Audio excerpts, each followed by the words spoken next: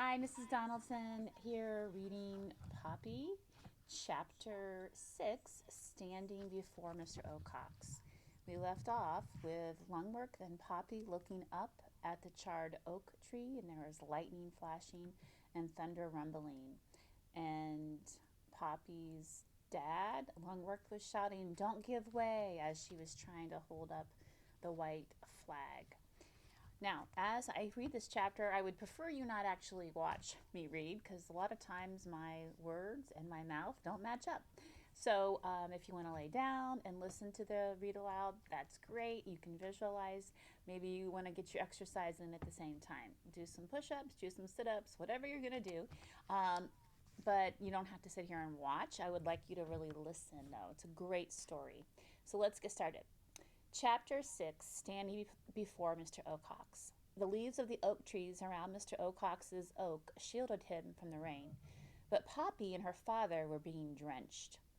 The owl's head, moreover, was pulled down between his wings, while his eyes, enormously wide and unblinking, gave Poppy the sensation that there was nothing she might do or even think of doing which he could not and would not see. To Poppy, he seemed to be pure power and fury. Wanting to look away, she glanced at the base of Mr. Ocax's tree. There lay what appeared to be a mound of pebbles. Gradually, a ghastly realization came over her. What she was seeing was a mound of Mr. Ocax's upchucked pellets, the closely packed and undigested bits of fur and bone from his dinners. The vision made her blood turn cold. Only the sound of Mr. Ocax's sneering voice jolted her back to alertness. "What do you want, Longworth?" the owl demanded, his claws continually flexing on his perch. Longworth, holding cap in hand like an empty bucket, said, "May I wish you a very pleasant evening, Mr. Ocax?" "It is not very pleasant," Mr. Ocax returned with a snarl. "No, well, you're absolutely right there, Mr. Ocax," Longworth replied, straining to sound jaunty. "But April showers, and as the song goes, bring May flowers, and I—" Mr. Ocax clacked his beak. "Longworth, it's summer. Did you come here to sing me an idiot song, or do you have something important to say?" "Well, in fact, I did bring—" "Hurry up. I've not eaten my dinner yet, and I'm hungry." "Yes, well, of course," Longworth said. "I understand perfectly." Longworth hastily put on his hat, not noticing until too late that it had filled with rain. Water cascaded over his head. With a nervous shake, he fumbled to unroll his speech paper. Before he could get it out, Mr. Ocax's eyes grew bigger. "Who's that?" he demanded as he moved his head about to bring Poppy into better focus. "Forgive me," Longworth said. "I've been rude. This is one of my dutiful daughters. Poppy, step forward. Look up. There's the good mouse. Mr. Ocax, may I introduce you to Poppy?" Prodded by her father, she stepped forward gingerly. As she could see, all she could see was Mr. Ocax's eyes. She felt not just looked at, but attacked. "Poppy, eh? I think we've already met." "One of my sweetest," Longworth offered. Mr. Ocax ignored him. Instead, he said, "What happened to your nose, girl?" I, I, I scraped it. "A close call, I'd say." "Yes, sir." "Little girl mice should be more careful." "Yes, sir." "Do you understand me?" Poppy longed to run away. Longworth nudged her. "Poppy, dear, Mr. Ocax asked if you were understanding him." "Yes, sir, I do," Poppy squeaked with a bob of her head. "All right, then," Mr. Ocax said. "Now be a good little girl and come stand under my tree while I talk to your father." Hating herself for being so fearful, queasy at the thought of getting closer to the mound of pellets, Poppy appealed to her father with a look. Longworth, however, only nodded. "Move it!" Mr. Ocax snapped. Averting her eyes from the pellets, Poppy crept toward the tree, the flag dragging behind her. But when she reached the spot, She was unable to resist the fascination of the horrible mound.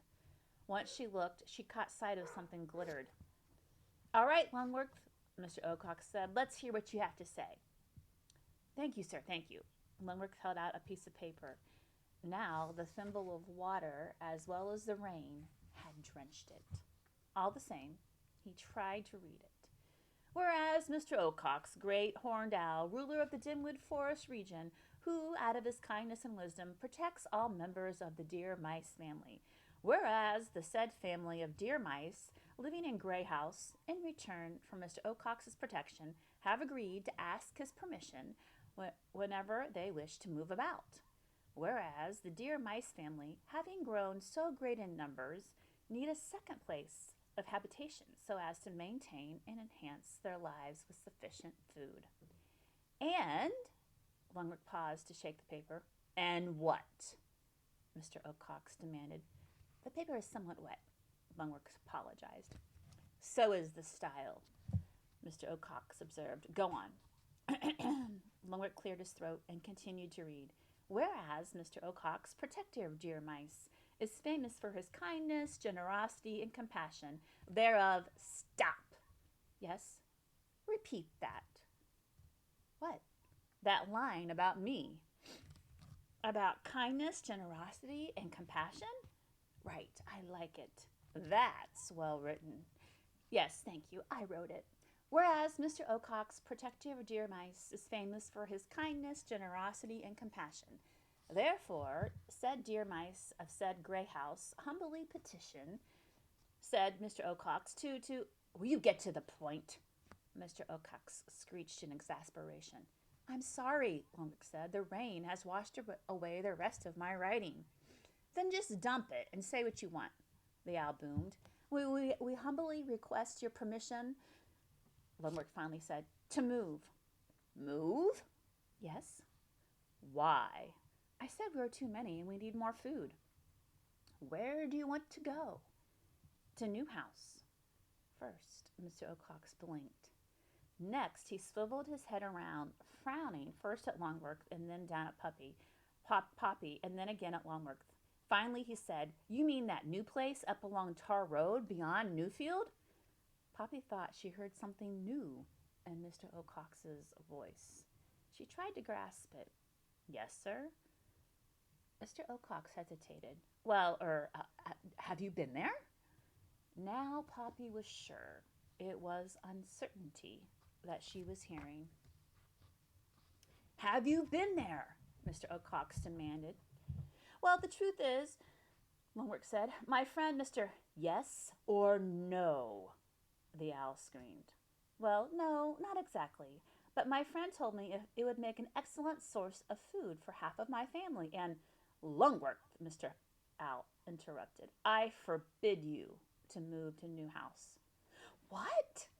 Longworth gasped, flapping the rain away from his face with a paw. The word had all but stuck in his throat. Permission denied, Longworth. You cannot move to Newhouse. But why, sir? Because I said so. But the Grey House area does not provide enough food. It's urgent that some of us move so we can survive. And no Newhouse. Now I've got a dinner to catch, so you better skedaddle. Unless, of course, you want to please me by leaving your daughter.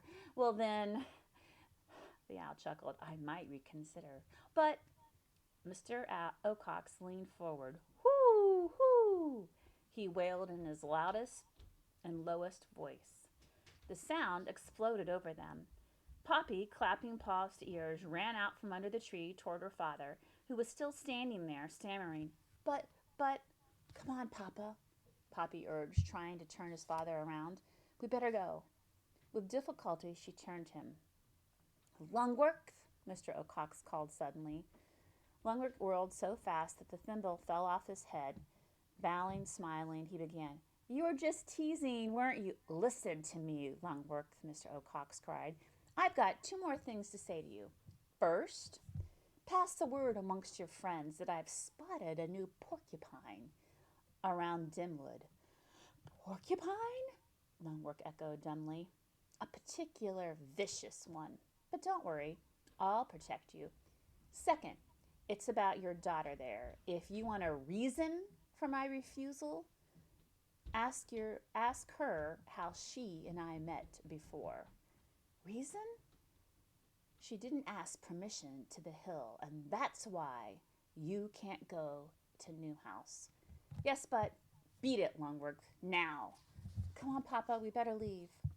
Longworth glanced about for his thimble hat. It had rolled away.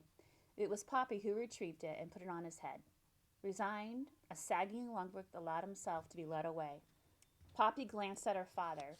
All traces of dignity were gone. The wetness that had run down his face was not rain now, but tears. Poppy hardly tried to keep the flag aloft, and as they trudged home, she kept stealing looks into one of her paws. In it was clenched something she had pried from one of Mr. Ocax's pellets. Ragweed's earring. And that's the end of chapter 6. Stay tuned next time for chapter 7, Home Again.